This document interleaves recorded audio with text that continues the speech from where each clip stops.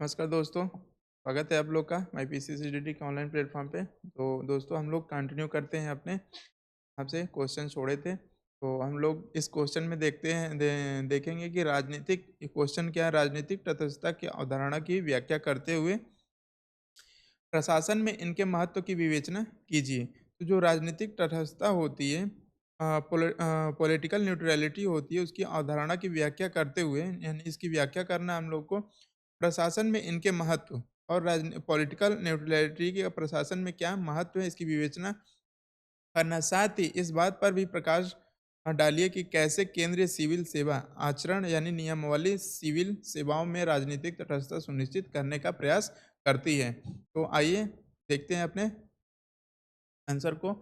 राजनीतिक पहले तो हमने पॉलिटिकल न्यूट्रलिटी को एक्सप्लेन करना है। तो राजनीतिक तटस्थता का अर्थ है अपने कर्तव्य का पालन करते समय किसी भी राजनीतिक दबाव से स्वतंत्र होना।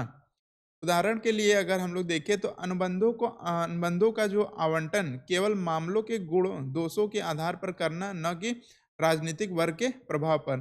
तो जो भी अनुबंध होते हैं, जो भी कॉन्ट्रैक्ट होते हैं, उसका आवंटन केवल मामलों के गुण दोषों के आधार पर नहीं करना है, ना कि राजनीतिक वर्ग के प्रभाव पर। कोई पॉलिटिकल लीडर्स अपने दबाव डाल दिया कि आप इसे कॉन्ट्रैक्ट दे दीजिए, उसे कॉन्ट्रैक्ट दीजिए, तो नहीं, आपको राजनीतिक पॉलिटिकल न्यूट्रलिटी दिखानी पड़ेगी, उससे तटस्थ रहना पड़ेगा आपको। तो इस प्रकार से हमें इसका आंसर देना है। प्रशासन में पॉलिटिकल न्यूट्रलिटी का क्या महत्व है, तो आइए देखते हैं। वस्तुनिष्ठता और निष्पक्षता के मामले में अगर देखा तो सुनिश्चित करना, जो जवाबदेही होती है और ट्रांसपेरेंसी होती है, उसको उसको सुनिश्चित करना, अर्थात बिना किसी पूर्वाग्रह के निर्णय लेना। आप पॉलिटिकल न्यूट्रलिटी का अर्थ ये हुआ, इसमें वस्तुनिष्ठ और निष्पक्षता सुनिश्चित करना का अर्थ ये है कि बिना किसी पूर्वाग्रह के बिना का निर्णय लेना चाहिए कि पहले क्या हुआ, इससे आपको कुछ लेना देना नहीं है। आपके पूर्वाग्रह से प्रभावित होकर कोई भी निर्णय नहीं लेना है। उस समय करंट सिचुएशन में कौन सी स्थिति है, उस स्थिति के हिसाब से आप निर्णय लेना है। न्याय सुनिश्चित करना, सभी के बीच निष्पक्षता। न्याय सुनिश्चित करने का अर्थ क्या है यहाँ पे कि सभी के बीच निष्पक्षता होना चाहिए, यानी सब लोग एक समान आपके नज़र में होने चाहिए। तो ये सभी के बीच निष्पक्षता, जनता के साथ विश्वास का निर्माण, और आपको जनता के साथ विश्वास का निर्माण करना पड़ेगा। अपने कर्तव्यों के प्रति समर्पण और सैद्धांतिक का पालन करना होगा। और केंद्रीय सिविल सेवा अगर हम लोग देखें, नेक्स्ट क्वेश्चन हम लोग का क्या था कि केंद्रीय सिविल सेवा आचरण नियमावली सिविल सेवाओं में राजनीतिक तटस्थता सुनिश्चित करने का प्रयास करती है। तो हम लोग देखेंगे इसमें कि केंद्रीय सिविल सेवा के नियम क्या है। तो कार्य की सुरक्षा सुनिश्चित करना, दूसरा है निश्चित नियुक्ति और निष्कासन प्रक्रिया, भर्ती के लिए तकनीकी योग्यता की आवश्यकता और अखंडता, ईमानदारी के मूल्यों को उजागर करने वाली आचार संहिता का प्रचार करना। तो ये केंद्रीय सिविल सेवा नियम है। और इसके मुद्दे क्या है, मुद्दों के बारे में चर्चा करने के लिए बोला था। तो बार बार भ्रष्टाचार का खतरा, जीवन में तबादलों का डर रहता है। तो ऐसे मुद्दे उठते रहते हैं कि बार बार जो आपका ट्रांसफ़र होता है, तो भ्रष्टाचार का खतरा इसमें रहता है और जीवन में तबादलों का डर रहता है। ऐसा किसी भी दबाव के खिलाफ पर्याप्त सुरक्षा सुनिश्चित की जानी चाहिए। मिशन कर्मयोगी की राजनीतिक तटस्थता के मूल्यों को स्थापित करने का प्रयास करना चाहिए। अ, राजनीतिक तटस्थता का मतलब है कि सहकारी कर्मचारियों को बिना किसी राजनीतिक पक्षपात के काम करना चाहिए।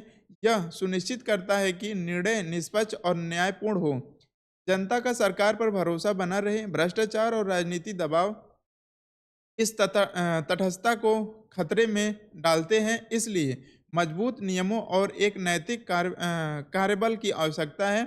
मिशन कर्मयोगी जैसे पहल इस दिशा में महत्वपूर्ण है।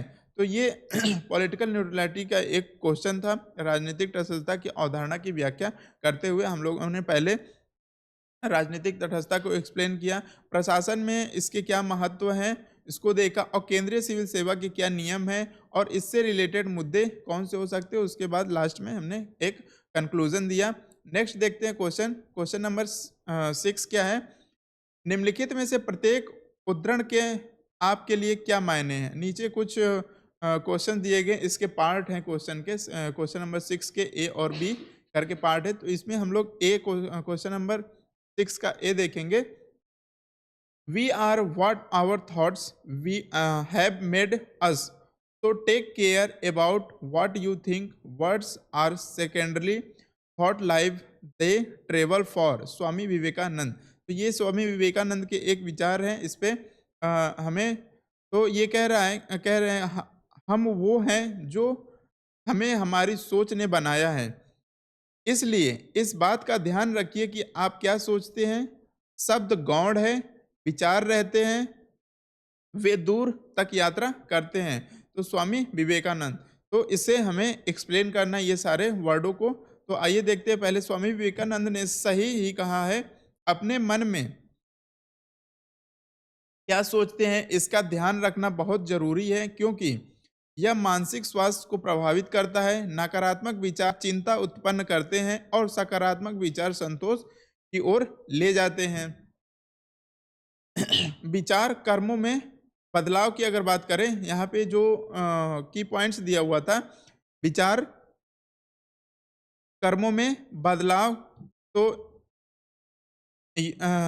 अगर विचार आपका विचार कर्मों में बदलाव ला सकता है। जैसे यहूदियों के खिलाफ हिटलर के विचार ने एकाग्रता शिविर और सामूहिक हत्याओं की स्थापना का नेतृत्व किया। तो जो यहूदियों के खिलाफ हिटलर का जो विचार था, उसके क्या किया? एकाग्रता शिविरों और सामूहिक हत्याओं की स्थापना का नेतृत्व किया। विचार जीवित रहते हैं, दूर तक यात्रा करते हैं। तो किसी का भी कोई विचार रहता है तो वे जीवित, हमेशा व्यक्ति रहे या न रहे, उसके विचार जीवित रहते हैं और वो दूर तक यात्रा करते हैं। जैसे व्यक्ति मर सकता है लेकिन उसकी विचारधारा दूसरों को प्रभावित करती रहती है।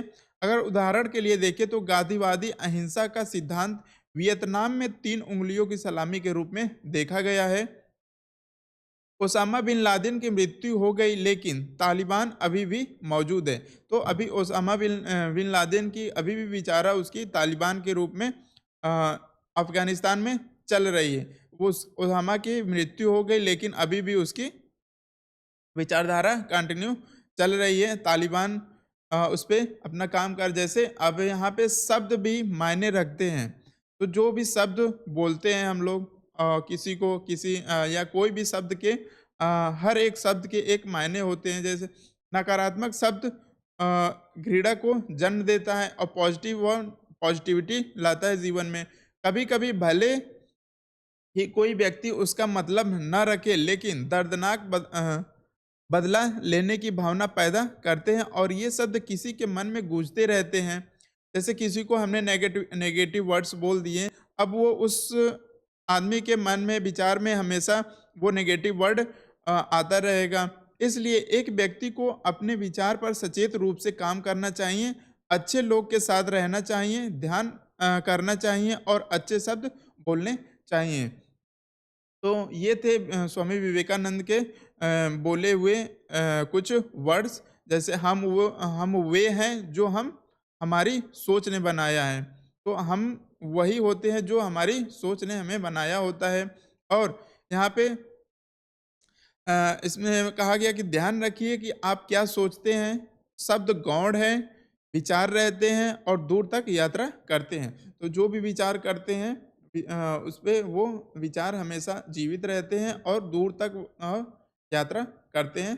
तो ऐसा स्वामी विवेकानंद ने कहा। तो इसी वर्ड को हमें एक्सप्लेन करना था, जैसा कि क्वेश्चन नंबर 6 में बोला गया है कि निम्नलिखित में से प्रत्येक उद्धरण के आपके लिए क्या मायने रखते हैं। तो हमारे जीवन में क्या मायने रखते हैं, इसे हमने एक्सप्लेन किया। तो इसी प्रकार से आप लोग को भी, आपके भी जीवन में इसके क्या मायने हो सकते हैं, आप लोग भी अपने वर्डों में इसको एक्सप्लेन कर सकते हैं। और इसी फॉर्मेट में पहले एक्सप्लेन करेंगे स्वामी विवेकानंद जी ने क्या कहा, और उसके बाद उनके जैसे विचार कर्मों में बदलते हैं, विचार जीवित रहते हैं, दूर तक यात्रा करते हैं, जो-जो वर्ड उन्होंने बोला शब्द भी मायने रखते हैं और लास्ट में कंक्लूजन। तो इस प्रकार से हम लोगों ने इसे देखा और चलिए तब तक के लिए धन्यवाद। मिलेंगे फिर नेक्स्ट क्वेश्चन के साथ अगले वीडियो में।